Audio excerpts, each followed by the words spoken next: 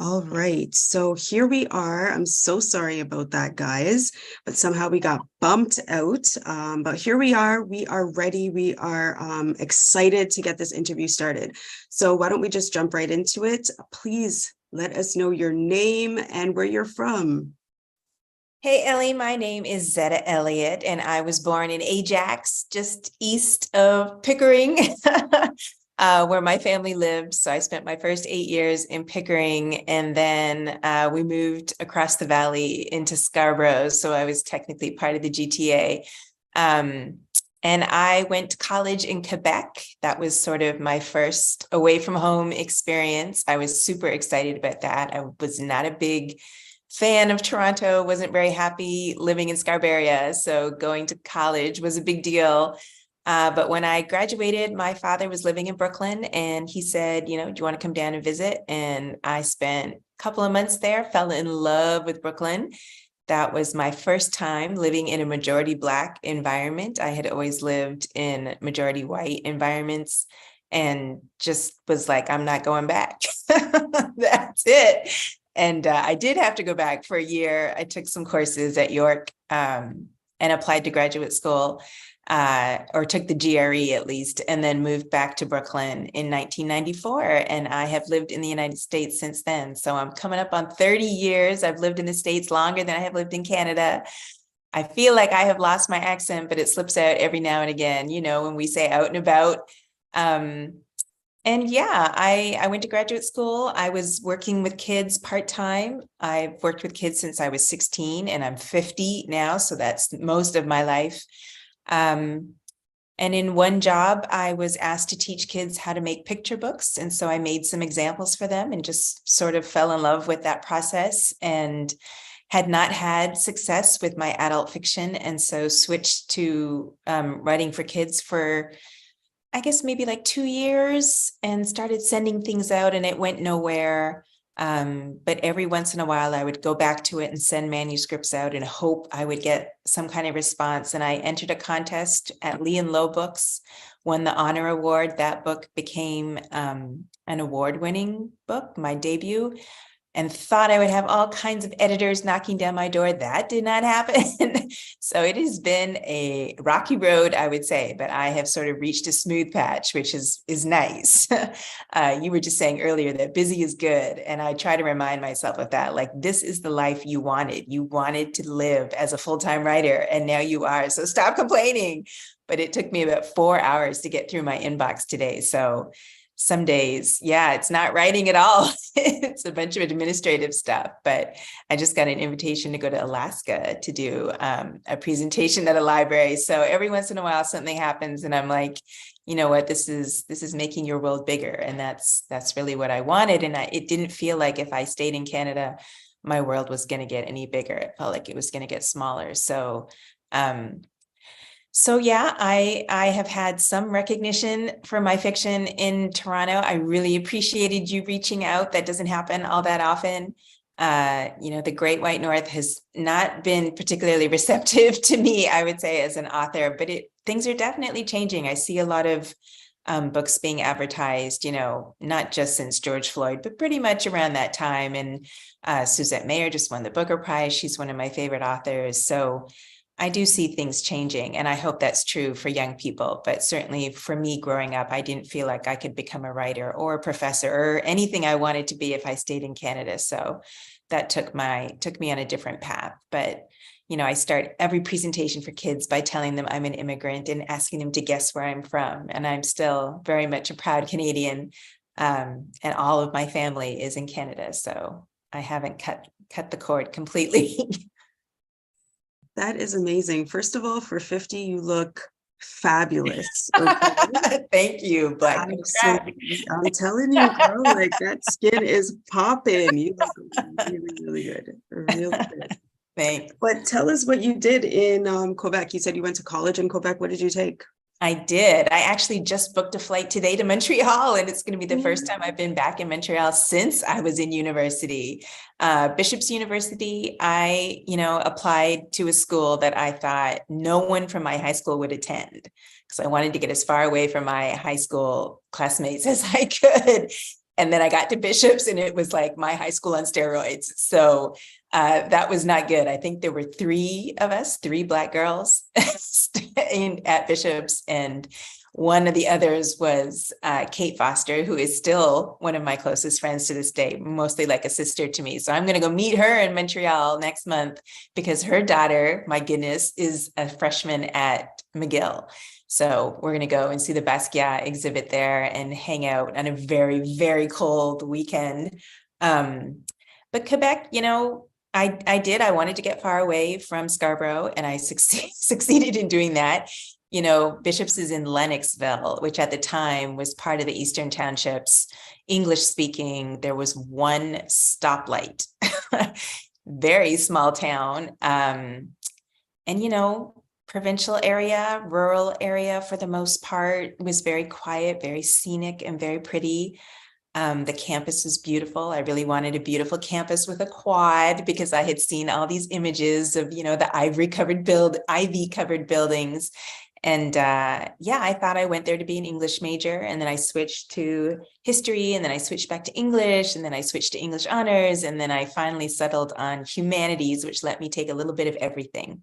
And that kind of represents my approach to life in general. Just, I don't want to have to choose either or. I like having options. So I took languages and medieval Christianity and Latin and Italian and still lots of English courses. But, I got to my last semester of my last year at Bishops, and Kate introduced me to Toni Morrison. I read Beloved during a snowstorm when the power went out, amazing ghost story. And she gave me Mary J. Blige's What's the 411? So whenever I see that in your emails, I immediately think of Mary. And it was a cassette tape, and I played it so many times, the tape snapped, and then I couldn't tape it together. And so I had to go into Sherbrooke, which is French speaking, and try to get, est-ce que vous avez cet artiste? And, it was ridiculous. And, Kate wasn't mad at me, but I found out that Bishops had one Black professor, Dr. Jerry Tucker, and I took 2 of his classes on basically post-colonialism, and that completely radicalized me and pretty much changed the course of my life. So then I realized there were Black people who wrote books, and I didn't just have to read, Wordsworth, and I love Wordsworth. I still do, but reading Jamaica Kincaid was just mind-blowing. And once I knew that Black women were writing books, I was like, let me get in on this. And so then I wanted to do another undergraduate degree just on Black studies. And I did apply to Columbia when I got to Brooklyn. But my dad was like, what are you doing? You don't do another undergraduate degree, you go to graduate school. So when I did go back to Toronto for that year, I found a mentor in Leslie Sanders at York University. And she was like, you need to take the GRE. Turned out my sister was prepping to take the GRE. So I got the same textbook she had and started studying with her. But always knew I was going to go back to the States once I'd had a taste of Brooklyn. I wasn't going to be happy in Toronto, definitely not in Scarborough anymore. Brooklyn is another world. I have an uncle actually that lives out there, and a couple of my dad's really close friends. And the very first time I traveled, I went to New York by myself actually in my early 20s, and it was like life changing for real. Definitely. I came back feeling like I wanted to live there as well. Oh, yeah, no lie, but it's scary too at the same time because I come from a big family, so all my family's here, and I was just like, what am I gonna do by myself, Yeah, Wow. yeah. Kudos You have to be you. ready when you're making a big move. You have to, and I felt like, the future I wanted, I couldn't find it in Toronto. I was looking at graduate school there, and I couldn't find Black professors to study with. And I just felt like I want to have Black classmates. I want to have Black professors. I want everything Black. And I couldn't do that in Canada. Today you could. But not in 1994. My goodness. All right. So tell us the story behind your name. And by the way, I love the fact that on your website, when I was doing a little bit of research, and I didn't actually know when I first reached out to you that you were Canadian. I You're kidding. had no idea. Oh my Found goodness. that out afterwards, and I'm like, that's pretty cool. You know, she's Canadian, but Wow. I really had Yeah. no idea. I just happened to reach out to you. Oh, Um, okay. but I love the fact that on your website, you actually have a link that shares how to pronounce your name. So give us the story behind your name. Yeah, and it's necessary because I'm amazed the number of people that mispronounce Zeta, which I think is so basic and simple. It's just like 5 letters. But anyway, so my middle name is Rosetta, which is my father's mother's name. And so I was born Kristen Rosetta Hood. And then when I was about 20 or 21, maybe 20, I came across my dad's old passport, his very first passport, actually. And he was a teenager. He was 15. He was living in Nevis. He was a British subject of the king, and he was, getting ready to come to Canada. And I looked at the passport, and it didn't say Hood. It didn't say George Hood. It said George Elliott. And so I took it to him and I said, Elliott, why was your last name Elliott? And he snatched it away from me and was like, that's not my name. I've always been a Hood. So I don't know. I think you're Caribbean, so you'll understand this, that, everybody's parents aren't married. And if you are the outside child, then you sometimes carry a burden or sometimes a stigma or a feeling like, you aren't the same as the legitimate children of the married couple, right? So my grandfather was a police officer in Nevis, and then he went to Antigua and he was a police officer there. He was, shall we say, a ladies' man. And so he has a few outside children. And before he married the woman I call my grandmother that I knew growing up in Toronto, and had 3 more kids with her. So my father insists that he was always a Hood. He always had his father's name. He was raised by his father's mother. But his own mother was Zetta Elliott. And so on his birth certificate, it said George Elliott. And when he got to Canada and established himself, he changed his name legally. And I was just, the budding feminist in me was like, what how dare you? And so I added my grandmother's surname in addition. So I already had her name, Rosetta. So I became Kristen Rosetta Elliott Hood. So that's my very long legal name, but I go by my 2 middle names, which are Zetta Elliott. She abbreviated Rosetta to Zetta with a Z, so a Z for the Canadians. And so, yeah, growing up, I was happy to have her middle name. My father never talked about his mother. Unfortunately, he died 20 years ago, so I haven't been able to get much information from him. The story is that she died in an asylum in Antigua. And somebody said once that she had fits. I don't know if that means epilepsy, the contacted the asylum and they've moved and they had a hurricane and they destroy records after 10 years. And they're just all these different sort of paths that lead nowhere. So I am very glad that I could take her name as my pen name. And, they say the ancient Egyptians used to say the dead are not dead so long as we say their names. And so I feel like my father, unwittingly, perhaps he might have preferred his mother to remain a secret, but he gave me her name and I use it. And people, when they say my name, they're saying her name. So that's sort of the only connection I have to her. No photographs, nothing else, just her name. Very cool story. Very, very cool. And yes, as Caribbeans, we definitely can, relate to that. It's something that we definitely, it's in everybody's family, right? So I think that's so. very powerful though. Very, very powerful. So tell us when you started writing, because you were mentioning that you did adult fiction first before you started children's books. So talk to us about that journey. Yeah. So I had an amazing English teacher for 2 years in high school. So, back in the day, we did 5 years of high school in Toronto. And so I had her for 2 of those 5 years, and she had us write journals and she had us make portfolios. It was an amazing class. Loved her class. Nancy Bickert. We remained in touch. She passed away, I think, last year. But she took me aside and just said, if you want to be a writer, you will be. And I was like, you don't just decide. And she was like, of course you do. You decide and then you write every day. And so I had not been writing outside of school. I wrote exclusively for school, for her class, for other English language, for essays and that kind of thing. And was a confident writer, got a lot of praise and support from my teachers. But when she said, you could be a writer and you just have to, do it every day, then I was like, well, that's what I'm going to do. And I was 13 the first time I took her class and 15 the second time. So that was sort of when I started my first novel, which was terrible, and I threw it away. But at least I had that in my head, and went to college and was writing mostly essays for class, but wrote an essay on Martin Luther King Jr.'s holiday for the school newspaper.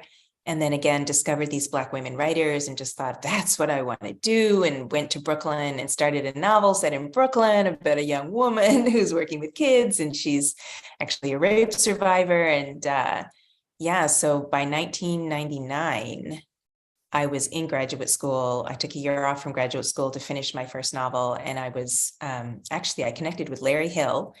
And Larry Hill said, here's a list of agents. Don't be discouraged if you don't get a response. That's normal.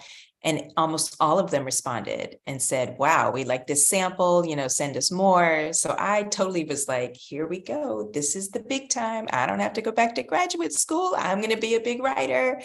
And then, nothing.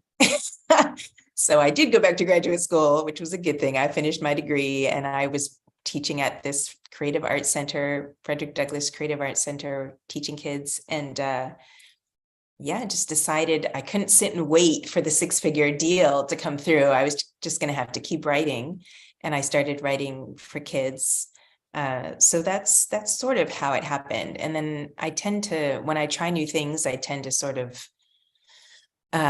push myself until I feel like I have a grasp of the genre. So like I wrote 20 picture book stories and then I didn't write anymore for a while. I started writing plays and I wrote 20 plays and then I didn't write plays for a while. And I wrote a memoir, wrote a memoir and was still writing essays and blogging. And then the children's picture book won an award and got published. And I started writing about racism in children's publishing and have continued to write for kids. I would like to step away, but I'm in the middle of a series, the Dragons in a Bag series. And it's hard once you get and a following, so to speak, because people have the expectation that the books are just going to keep coming. So I would like to get back to writing for adults. I have a couple of projects underway that I haven't been able to focus on. Novels take a lot of attention, right? Like you really have to immerse yourself in them. And when I need to take 4 hours to clear my inbox, then I find it's easier to write things like poetry. So I've been writing poetry. I'm getting ready to publish my 3rd collection. I have a lot of different interests, but I do want to get back to writing for adults, definitely. That's one thing I did notice on your website as well. You are a real writer. Like you write poetry, as you mentioned, plays, essays. There was just so much content there. And I was like, that is super amazing. But my daughters are reading the book and both of my daughters are like, Mom, but this is book 4. Like I know. book 1 to 3. Like, what are you doing? How are you going to just throw us in here right now? But it is very, very good.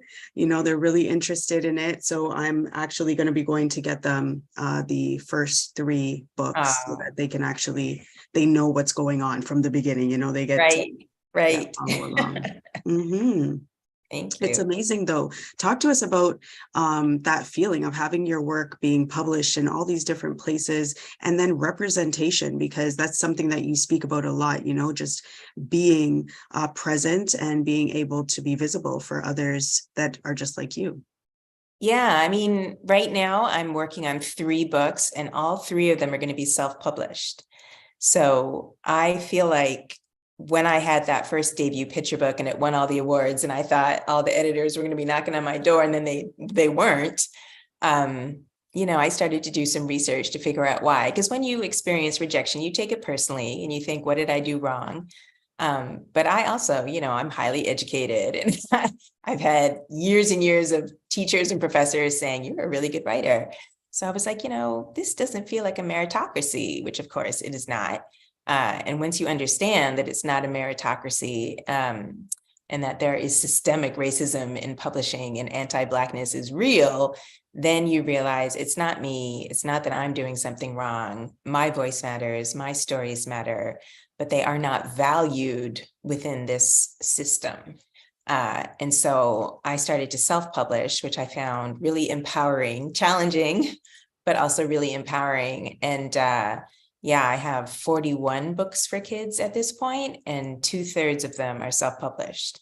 And I feel as though I parted ways with my agent in December, and I feel like this is the year I'm probably going to think more seriously about self-publishing again, because, the publishing industry has its moments. George Floyd, the summer of protest, and all these publishers say that they're going to do better. And for a moment, you get a flurry of books by Black authors, and then it goes right back down to nothing. So, I have 25 picture book manuscripts on my hard drive. And even if we found a way to sell half of them, that would still leave quite a few. Plus, I just wrote another one over Christmas. So if I know that I am fairly prolific and that I write not constantly, but continuously, then I have to acknowledge that the system is not designed for someone like me. And what am I going to do to make sure the books that matter most to me are getting out into the world? There is still stigma attached to self-publishing. People still, like bookstores will carry the Dragon books, but they sure won't carry my self-published books, which is frustrating because they put themselves out there as indies versus, the behemoth of Amazon, but they don't seem to want to support indie authors necessarily. So it's a tougher path. It's not for the faint of heart. And I'm an introvert, so it's not ideal because you have to hustle pretty hard to let people know about your books. I have the advantage now. Like somebody just invited me to do vending at an event, and I was like, oh God, I hate vending. And I used to say yes, just because you want the exposure. You want your books set up on the table. You want people walking by. But I'm not the kind of person who would just come around the table and shove the book in your face and be like, let me tell you about this story. And I'm not hustling books out the trunk of my car. Like some people can go hard like that, and I just can't. But at this point, because the Dragon books have been successful, there are enough people that if I say, hey, guess what? I have a new book out that's about, a chicken who wonders why they have to listen to the farmer telling stories night after night when they have their own stories to tell. And I wrote that because there was a woman in Tennessee who tried to have one of my traditionally published books banned, A Place Inside of Me, a poem to heal the heart. And she believed it made her white child think that Black people were inferior, which is just utter nonsense. But book banning is a huge thing down here. And that was the second time that book had been challenged. And that's the third book of mine that has been, at least there's been an attempt to ban it. And she stood up in front of the school board, which was recorded. And she said, whatever happened to kids' books about chickens? And so I was like, oh, I could write a book about chickens. Give me 5 minutes. It took a couple of hours, but I wrote it, and I have an illustrator that I collaborate with who's based in Hong Kong. She just finished the illustrations today, and they're incredible. So, a traditionally published book takes 2 to 3 years to come out, and I can self-publish a picture book in 2 to 3 months. Shorter if there are no illustrations, faster rather if there are no pictures. So self-publishing to me is like an act of resistance. It's an assertion that my voice matters and this story matters. And, nothing can happen to your material if it's sitting on your hard drive. So I'm getting ready to self-publish my third collection of poetry, Perennial. And I know that self-publishing it means most people will never see it, will never read those poems. But then just the other day, someone reached out and said, I'm the conductor of this orchestra, and we're doing a chamber music concert, and the theme is phoenixes, and you have this poetry book called American Phoenix, and we wondered if you'd like to read some of your poems at our concert. I was like, how did he's in the Army, how did he find out about this book, this self-published book of poetry? But, once it's out there, it circulates. You don't have any control over that. And for better or for worse, it can get into people's hands. So I feel like even if I don't, cover the cost of production, which I don't for most of my self-published books, every once in a while, there's a book like Milo's Museum is my top-selling self-published picture book. And especially after the summer of protest in 2020, so many people put it on their anti-racist reading list, and it's been picked up by this new initiative, Great First Eight. So it's going to be part of a nationwide literacy curriculum. And it's been selected by the Philly School District for their, one book school district reads. So 1,000 kids there are going to read it. Yeah, it's just things are possible if you give your work a chance to exist in the world. And we'll never know how many stories we've lost because writers, Black writers in Canada, in the UK, in the US, all over, tried the traditional route, did what they were told to do, and still had the door closed in their face. And then they just gave up, and went back to their regular lives. So we'll never know all the stories we've lost. And I don't want my stories at the bottom of the ocean. So I'm going to do what I can to make sure that they exist. And it's 2023, so it's kind of sad that we're still facing these types of issues. So talk to us about some of the struggles that you've actually faced when trying to put out your books. Yeah, I mean, when you do what you're supposed to do, like there used to be something called the children's market, and it was like a phone book this thick. And it was, here's how to write a query letter. Here's how to find an editor. Here's how to find an agent. So you start to understand how the system works. And I never knew, certainly as a child, you don't know how books are made. Books just show up, right? They're in your classroom, they're in the bookstore, they're in the library. If you're lucky, they're in your home. But you have no idea of the process involved and the idea that you have to send your work to an editor. But the editors at the biggest publishing houses, which have the most money, will not accept submissions from writers. They will only accept submissions from agents, which means you have to spend time submitting your work to agents just to get them to look at your work. And of course, 98% of agents are white, and 98% of editors are white, and 98% of librarians are white. And, like most teachers are white, most booksellers, the industry is dominated by straight white women who don't have disabilities. And so you have people who don't come from your culture or your community judging the value of your work. So what I heard often, Bird was my first picture book that was published, and it's based on my brother's struggle with addiction. And I would just hear over and over again, this is too sad. This is too sad. Even with the Dragons in a Bag series, Jack's, he's left with this grouchy old lady who turns out to be a witch because his mother has to go to court to fight eviction. And initially, my editor and her supervisor, they were like, could you change that? We think it's just too sad. And I was like, too sad for whom? Which kids are you worried about? Because you're clearly not worried about the kids who are facing housing insecurity, which is a lot of kids in this country. There are a lot of homeless children in this country. Like, why is it that you're only thinking about the well-to-do children of middle-class white folks and not thinking about all the other children who have different realities? So that's one of the biggest challenges, is to have to put your work, which reflects your culture and your community and your values, into the hands of people who, even if they want to be respectful, probably just don't have the wherewithal, the cultural competence to really do a proper assessment. And then even if they do acquire it, is that book going to be given any funding and marketing? So the first two Dragon books had no publicist. So nobody was promoting it. Nobody was putting it out there with a press release. They were like, we're just going to market it to school and library. And then to their surprise, it was a runaway hit. And now we're in the middle of the series and they never pushed book 1 and 2. So it's really hard to just show up and say, here's book 4 in a 5-book series. And they wouldn't even say it was a 5-book series because they wouldn't sign for book 5. They dropped the series after the first 2 books. And then again, summer of protest, they came back and said they would take book 3. And I pushed them to take book 4, and they wanted to wait and see for book 5. I mean, we have sold almost 400,000 copies. That almost never happens for a middle grade fantasy series, and still getting pushback. And they haven't sold any international rights So what you hear over and over again is, well, if you're a writer of color, you have to prove to the publishing industry that your book sells, that you can make them money, because ultimately it's a business and they need to make money. It's not about money. It's never been about money. It's about power. And so once you understand that, I'm writing a prequel to the Dragons in a Bag series, and I made sure it was not going to go to the same publisher because I've had enough of being disrespected. And, whether I self-publish it or find a way to sell it to another press, likely another press won't want it because it's part of a series that belongs to a different publisher. It's just all of these unwritten rules and conventions that just put barriers in the way. And so you have to really believe in yourself as a writer and believe in your stories. And then you have to know what your options are. Print on demand technology has made it really affordable and easy for people to make their own books.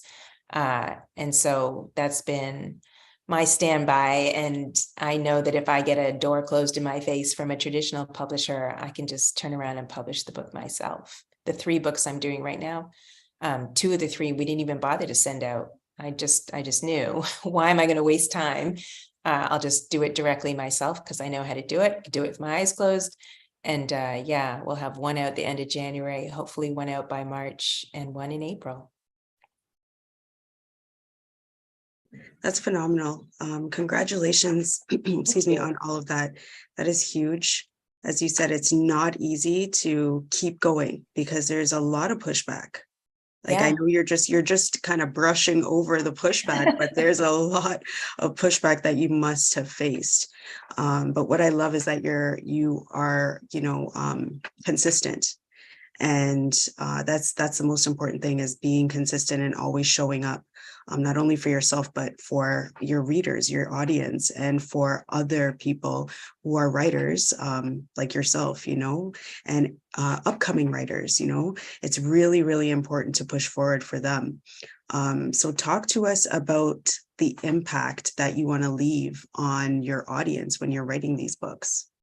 Yeah, it's so important to remember that each of us, when we're making our decisions, we embody possibility. Like, I never met an author when I was a kid. I didn't know about Black authors really until college. For me, when I can do events and I can be present in person, which hasn't been a lot because of the pandemic, but I'm getting back out there. Just to sit in front of kids or stand in front of them and talk about, the books I read as a kid and how they made me feel when I didn't see myself and how I wanted to do something different. And letting them know that we come from people who make a way out of no way. So kids do often ask that, how did it make you feel? When they keep giving you, because I tell them the editor gives you a thumbs up or a thumbs down. And when you get the thumbs down over and over and over again, it does take a hit to your self-esteem. But what gives me strength, I have an ancestor wall just outside my office door. And it's all these Black and white photos that I've gathered over the years and people have given to me of my ancestors. And, on my mom's side, African Americans who left Philadelphia area and moved to Toronto like the 1830s or 40s, and, struggled to get a piece of land. They struggled. They were trying their best. And then racism in Canada was so intense that they made a decision they were going to marry white whenever possible. So they didn't say that they weren't Black or Negro or colored, but if that opportunity came up, they married a white person, a white woman. And so the family got progressively lighter and lighter and lighter. So like my mother right now looks like a white woman, presents and functions as a white woman. Her mother identifies as Negro, or did, but, looks like a white woman. And it would have been very easy for our family to just sort of fade into whiteness, except my mom hooked up with an Afro-Caribbean man through the Pilgrim Holiness Church of all places. So I feel like, all of us, we have a destiny. Like, sometimes things happen for a reason. And when you face rejection over and over again, I'm not particularly religious, though I grew up in a very, very devout Christian family. Count it all joy when you meet various trials, for the testing of your faith produces steadfastness. So if you're not in it, if you're not sure, a few decades of rejection will let you know whether or not you really believe in yourself and whether or not you believe in your work and whether you believe you have been called to do something. I do think that as an educator, I have a particular sort of like I'm always wearing my professor hat, and I'm thinking, how will a book be used in the classroom? And I connect with teachers, and teachers will say, these are the books we need. Your books are what we need. And publishers won't listen to teachers. HarperCollins, their workers are on strike because not just the low wages, but that HarperCollins made promises about diversity and hasn't met those promises. So even people within the industry, they're struggling, they're trying. God bless the Black folks in publishing, because that is not easy. But sometimes we fight so hard to get a foot in the door and to get a seat at the table. Maybe that table's not meant for you. Maybe there's another door somewhere. Maybe you should be outside. Maybe you should check out that field over there, that forest. I'm trying to go back to Scotland. I've been doing some research and writing in Scotland, and I'm going to try to go back for the month of March. And my goal, I don't know if Paul Marshall, she was a Bayesian writer born in Brooklyn, but in her memoir, she talks about having a tripartite life. And she just knew she couldn't live in one place. She needed to have, her place in New York City. She needed a place in Ghana. She needed a place in Barbados. I think those were her 3 places. And so I'm trying to find my 3 places. And Scotland's on the list. So I'm spending some time in Scotland and doing some research, and there's connections to Nevis, where my family's from, in Scotland, because they were deep into the slave trade, transatlantic slave trade. So yeah, I'm uniquely positioned to do some of this work, and I'm going to use the skills I have. And I hope that I can reach other writers who are feeling discouraged and let them know, just because they say no, that doesn't mean your work doesn't matter. And because they don't value your work doesn't mean your work doesn't have value.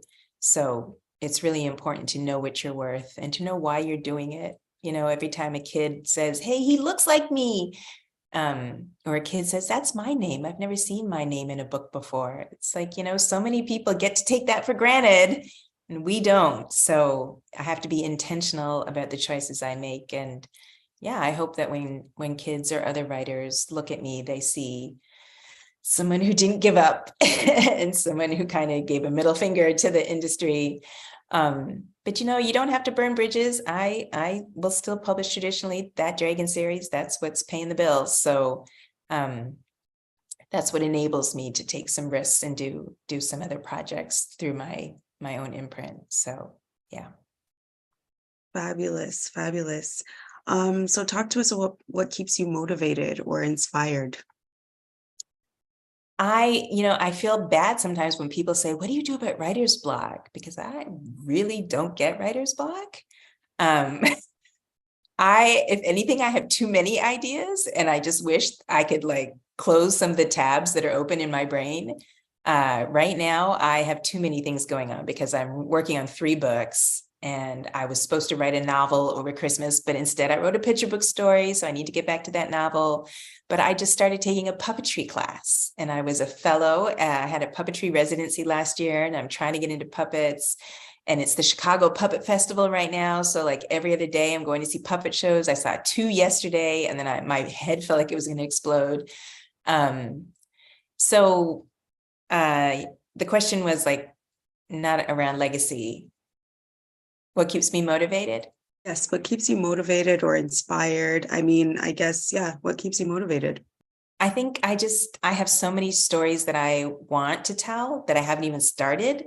And then I have the stories that I've started and haven't finished. And I am obsessive about finishing things that I start. My dad wasn't too good at that. So I always vowed I would finish whatever I started. I started a book about Black Vikings 5 years ago, and was in Stockholm and was doing research, and then the pandemic hit, and then writing a series like Dragons in a Bag, where you have one book after the other, that really pulls your focus away from other things. So I'm hoping once that series is done, then I can get back to some of those unfinished projects. Just talked to a film production company in Toronto last week. So this is the 3rd time we've been down this road, and it has not worked out so far, but maybe 3rd time's the charm. So we'll see what happens there. But, you know, you sort of have to juggle everything. So to sort of keep existing projects, keep that momentum going, but making sure I have enough time. That's the really hard part. Like, it's Black History Month next month, and I am booked to the teeth. Like, I can't take on one more, but just got this invitation to go to Alaska. I don't know when that's for. And then I didn't book anything for March, so I can be in Scotland and just do writing and research. And then I have stuff in April because that's National Poetry Month. But then the rest of the year, I'm just, I just left it open. Maybe I should keep my butt at home. There are so many stories that haven't been told that interest me, and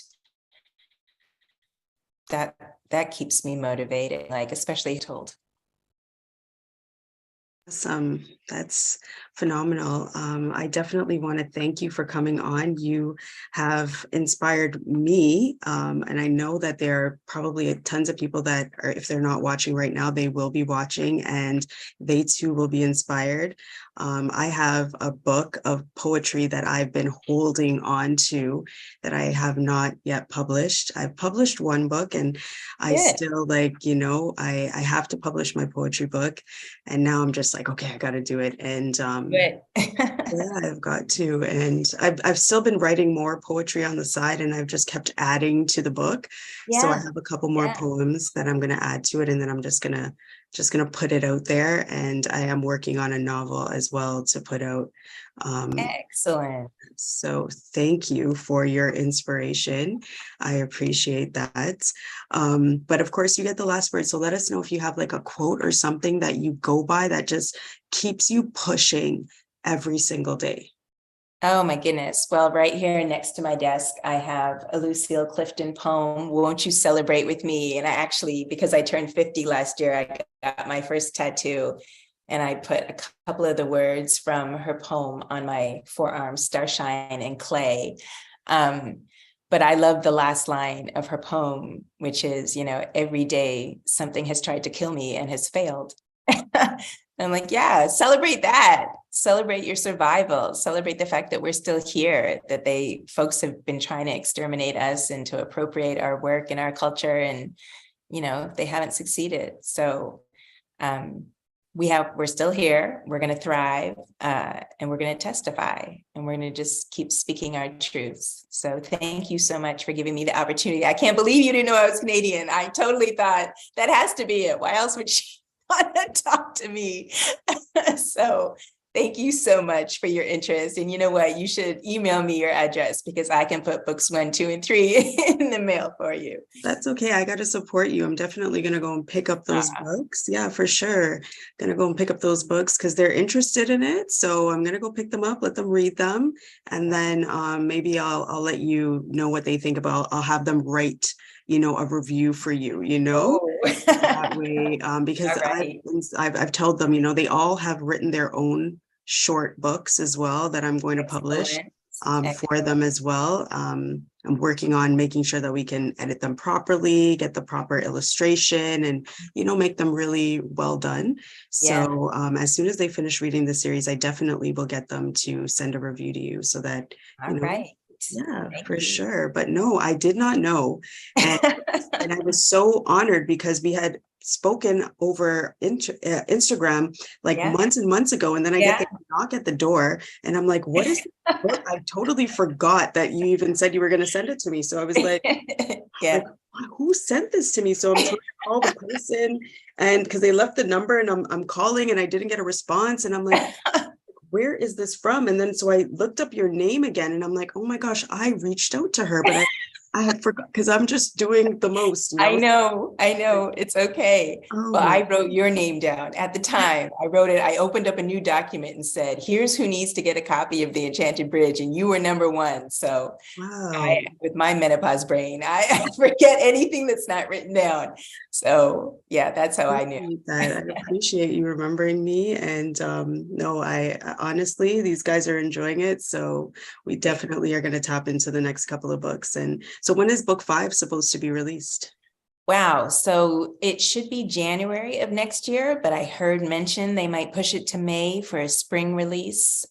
So definitely the first half of next year. Okay, all right. Well, we'll definitely look forward to that. But plug yourself, let everybody know where to find you and how they can reach out. Absolutely. So the best place to find out more about me is my website, zettaelliott.com. I have a blog. I don't blog all that often, but it's there. And all my books are listed there. And then on social media, Instagram and Twitter, it's at Zetta Elliott. And I have an author page on Facebook, so you can also follow that, Author Zetta Elliott. Yeah, that's it.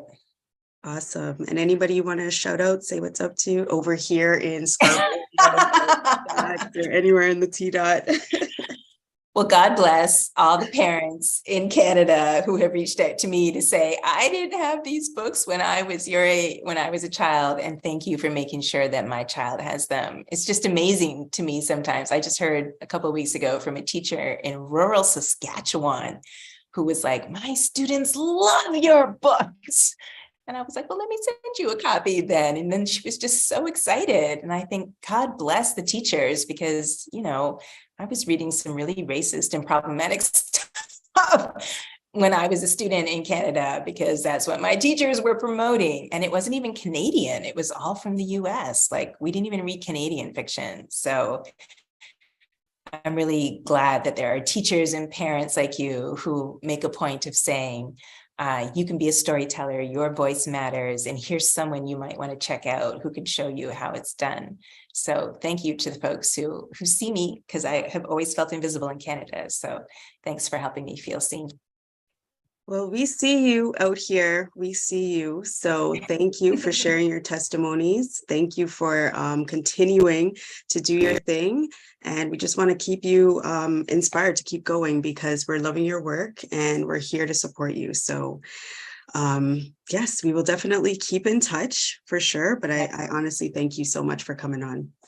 Thank you. This has been such a pleasure. Take care. Yes, you too. Take care. Bye.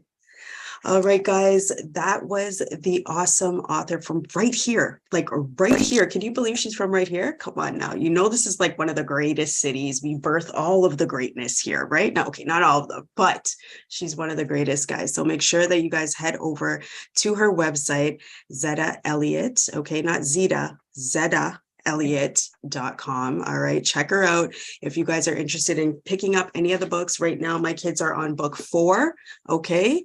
The Enchanted Bridge. It's awesome. Okay, guys. So make sure you guys check it out. She's got tons of content on her website. You are not going to get tired of reading the essays, the product. Like, she's got so much. You've definitely got to tap in. All right, guys. So this is What's the 411. Thank you so much for joining, and we'll see you again next week. Same time, same place with another fabulous guest. All right, guys. Take care. Bye.